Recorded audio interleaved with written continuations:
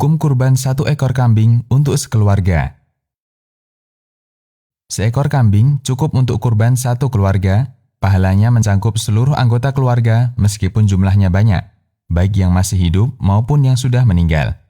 Sebagaimana ditunjukkan dalam hadis dari Abu Ayyub radhiyallahu anhu yang mengatakan, pada masa Rasulullah Shallallahu alaihi wasallam, seorang suami menyembelih seekor kambing sebagai kurban bagi dirinya dan keluarganya.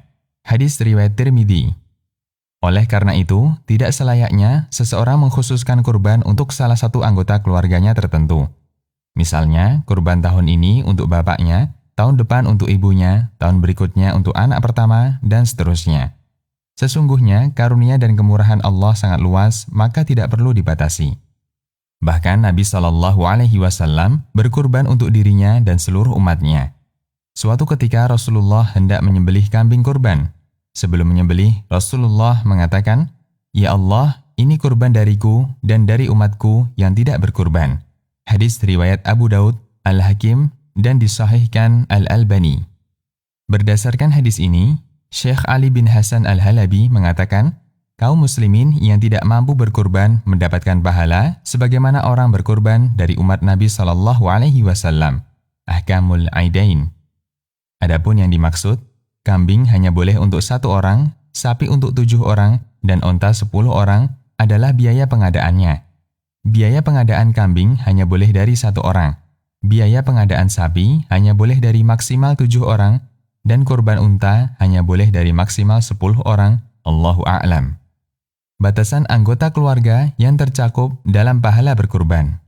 Siapa saja anggota keluarga yang tercakup dalam kegiatan berkurban seekor kambing?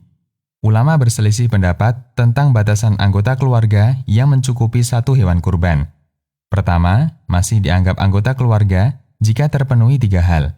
Tinggal bersama, ada hubungan kekerabatan, dan sahibul kurban menanggung nafkah semuanya. Ini adalah pendapat mazhab Maliki, sebagaimana yang ditegaskan dalam At-Taj' wa Iklil, salah satu kitab mazhab Maliki.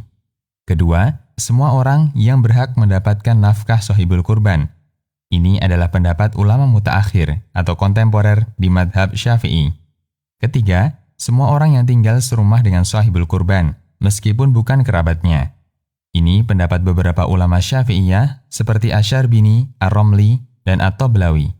Imam Ar-Ramli ditanya, apakah bisa dilaksanakan ibadah kurban untuk sekelompok orang yang tinggal dalam satu rumah, meskipun tidak ada hubungan kekerabatan di antara mereka?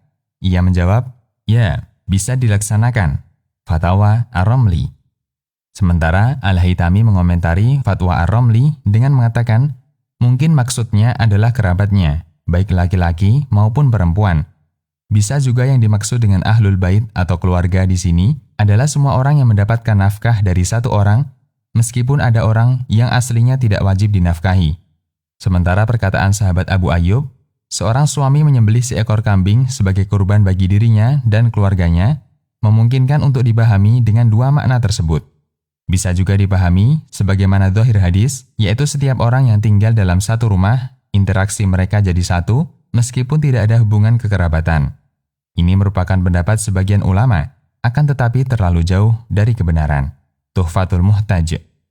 Kesimpulannya, sebatas tinggal dalam satu rumah, tidak bisa dikatakan sebagai ahli bait atau keluarga. Batasan yang mungkin lebih tepat adalah batasan yang diberikan ulama madhab Maliki. Sekelompok orang bisa tercakup ahlul bait atau keluarga kurban jika terpenuhi 3 syarat. Tinggal bersama, ada hubungan kekerabatan, dan tanggungan nafkah mereka sama dari kepala keluarga. Demikian, Allahu a'lam.